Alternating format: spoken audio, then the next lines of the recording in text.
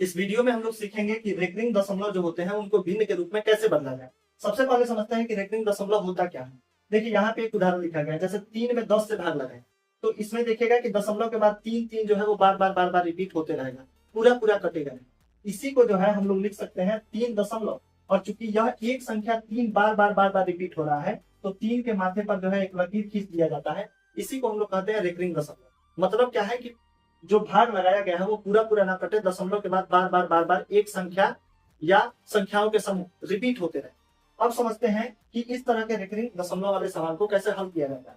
तो उसके लिए एक छोटा सा ट्रिक हम यहाँ पे लिख दिए हैं। सबसे पहले तो जो संख्या दिया रहे उसको लिखना है। जैसे यहाँ पे आपको 13 दिख रहा होगा, दशमलव को फिलहाल भूल जाना है। यहाँ पे 13 दिख रहा होगा, तो सबसे पहले वो संख्या 13 लिख लीजिए। अब इस संख्या में से घटाना है नॉन रिपीटिंग को, मतलब जो रिपीट नहीं हो रहा है उसको घटाना है। तो इसमें से घटा लीजिए। रिपीट कौन नहीं हो रहा है? एक रिपीट नहीं हो रहा है, क्योंकि यहाँ बताया जिसके माथे पर यह लकीर लिखा रहेगा वही रिपीट हो रहा है, बाकी रिपीट नहीं हो रहा है। तो एक के माथे पर लकीर नहीं है, तो एक जो है वो रिपीट नहीं हो रहा है, तो एक को घटा लेते हैं। अब बट्टा में क्या लिखना है?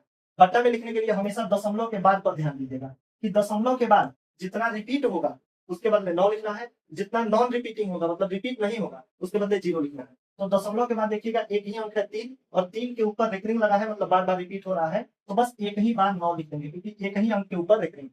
अब इसको घटा के लिख दीजिए। 13 में से 1 घटाइएगा तो हो जाएगा 12, बटा में 9 है तो बटा में 9। आप चाहे तो इसको सरलीकृत करके घटा के भी लिख सकते हैं। दूसरा सवाल हम लोग देखते हैं। सबसे पहले संख्या लिखना है। संख्या यहाँ पे दिख रहा होगा 2345। अभी फिलहाल दशमलव भूल जाना है, तो लिख देंगे 2345। अब इस 2345 में से घटाना है किसको? तो जो नॉन रिपीटिंग है उसको। नॉन रिपीटिंग क्या है? 23 नॉन रिपीटिंग है, 23 के माथे पे लकीर नहीं है, तो 23 को यहाँ से घटा लेंगे। घटाने के बाद बट्टा में क्या लिखना है? जब भी बट्टा में लिखना है तो दशमलव के बाद देखना है।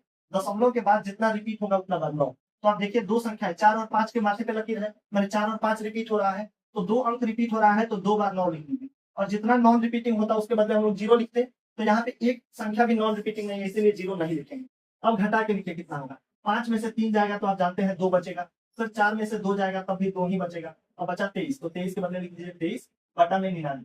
हो गया या भिन्न के रूप में। एक अंतिम सवाल देखते हैं, तीसरा नंबर। इसमें जो संख्या लिखा गया है सबसे पहले उसको लिख दीजिए। तो 346 लिखा गया है, 346 लिख दी।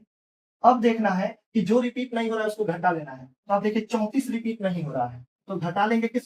34 को। और बटा में क्या लिखेंगे? जितना रिपीट हो रहा है उतना 9, और जो रिपीट नहीं हो रहा है उसके बदले 0।